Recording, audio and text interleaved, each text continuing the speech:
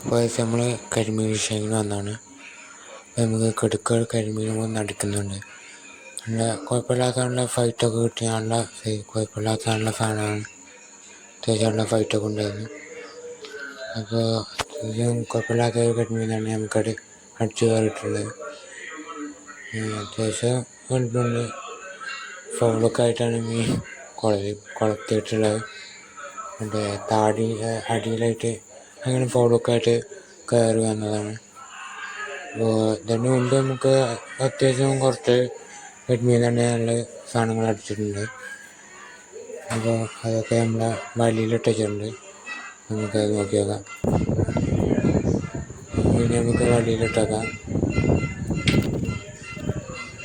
അത്യാവശ്യം കുറച്ച് നല്ല സൈസ് കുറച്ച് കരിമീൻ തന്നെ നമുക്ക് അടിച്ചു വെക്കുന്നത്.